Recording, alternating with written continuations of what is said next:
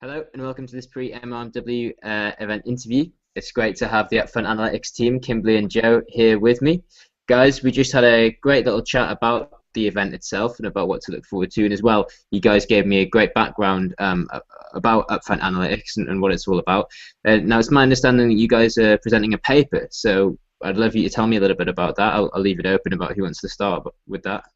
It's a paper, joint work with Hall and Partners, which was we teamed up with for this work, and they were very interested in exploring what mobile games could do by way of gathering data, and they were already doing a tracker in the area of search engines, so Microsoft Bing, Google, and Yahoo, and one of the things they wanted to do was to see, could we get similar or better data that would provide them more perspectives on that. So the paper is about the data that we gathered through our games compared to data that we gathered through survey questions, and then to see where they're similar and where they're different.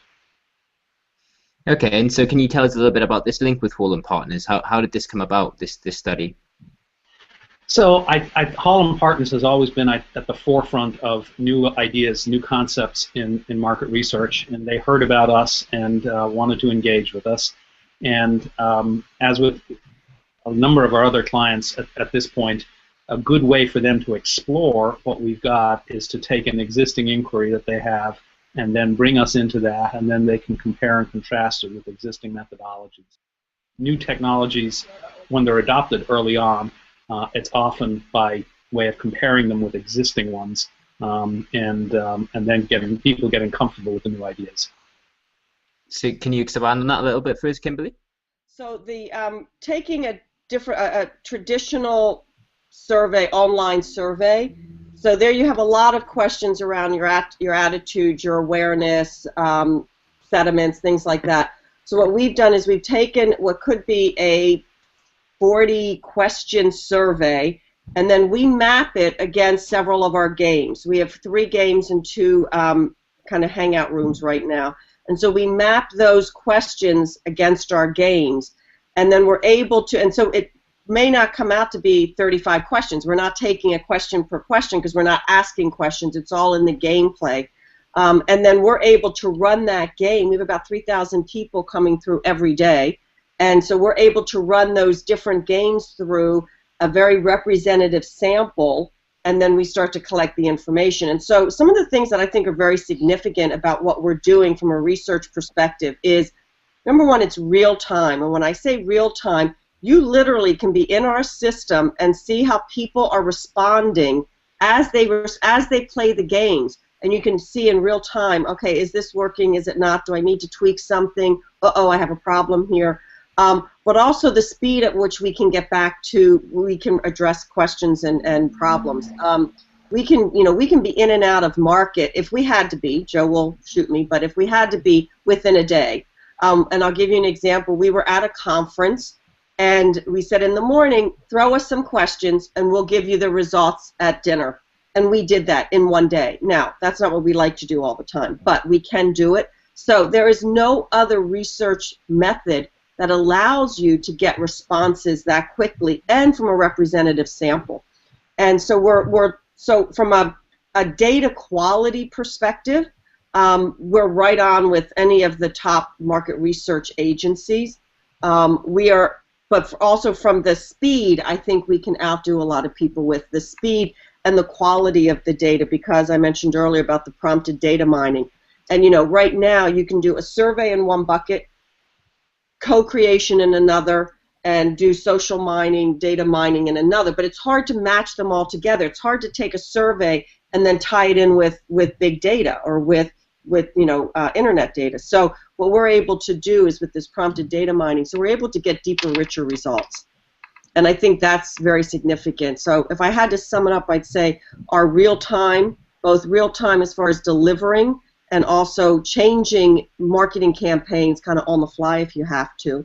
The large, rich representative sample that we have that runs through the games, and then our ability to take what could have been, again, a 35-question survey and map it across, 5 games. Okay, cool. And so I know at these events they'd like to get a bit of audience participation going, and they like to involve the audience. Do you guys have anything in line with regards to that? If people can download the game in live. In fact, on more sales calls than I wish to think about, as I've gotten to the slide where the URL is, I'll see people pulling out their devices and downloading the game, and then and very often they get more interested in the game than they are in me, but I'll take that. That's kind of like a bittersweet thing, right? Yeah, Like, absolutely. they're ignoring me, but they're on my game. So Right. Exactly. So yeah, the first time it happened, I thought people were just being rude to me, and then I realized, no, they're playing my game, and that's okay. So we hope that people will certainly do that if they bring their devices, and there's games going every day. So that'll be one thing that people can do, and we may do some special content for the 2 days of the conference.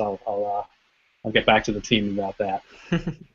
okay, great. Yeah, one of the things maybe I could tell you just a little bit of an example of what the games are and how they're different. Yeah, please. Different ways of getting at the same data. So, for example, in our study with Hall and Partners on search engines, one of the things that they want to know over time is the reputation, the brand affinity of the different search engines and how it varies. So in a survey question, what they were doing in their tracker would be something like asking, which search engine would you recommend to a friend? It's a slightly artificial question. I don't go around recommending search engines to friends, but it's sort of maybe the best way to ask it in a survey. Our version of that, we went at it with 2 different ways in our game Slice of Life. So in this game, you're presented with a choice of things that you might win. You pick the thing you want, and then you predict how the group as a whole, over the course of 1 day, will split on the choices. You come back the second day, and if your prediction was the closest, you win what you picked. So in this case, what we did was we offered 3 T-shirts, a Bing T-shirt, a Google T-shirt, and a Yahoo T-shirt. You could pick the one you wanted, then you predicted how the group would split on that, and if your prediction was correct, you won the shirt. So this was challenging people to think, which of these brands do I feel comfortable putting on my own body and advertising as I walk around? A much more visceral and direct indication of brand affinity and reputation. A second version of that game, we offered $100 in consumer electronics, your choice, anything you want, but with a caveat, you had to search for it with either Bing, Google, or Yahoo. So you could pick which one of those search engines to use, and then if you won, you'd have $100 to spend, but you had to go through the particular search engine that you chose. So again, really getting at people, I might say I recommend a search engine to you, but when it's $100 worth of fun electronics on the line, which one am I really going to use? And getting people to think that way makes it fun and gives us, we believe, better data. And that's an example of how we approach this issue of brand affinity and reputation for the search engines with games as opposed to survey questions, and then compared the 2. And in fact, you do get pretty similar data on this particular question, mostly because of Google's dominance. But in fact, people go for Google a little more strongly with the T-shirt and the electronics than what they say they would do in the survey. And you'll have to find more when you attend our presentation. You'll find all the details. That's right. That's the teaser. That's a good plug. I like that. But I'd like to know, with these games then, how diverse can we get? So do you guys sit and kind of design the games first and then try and match them up with the study that you're going to do, or do you kind of get together and when there's a study to do and think, well, this is, and then kind of brainstorm and create the game after that? Do you see what I mean? Certainly. So an important thing is the games remain the same from one client to the next, but the content changes. So right. The Slice of Life game that I described, the rules for that don't change, the software doesn't change, but the content will change when we go to a different inquiry.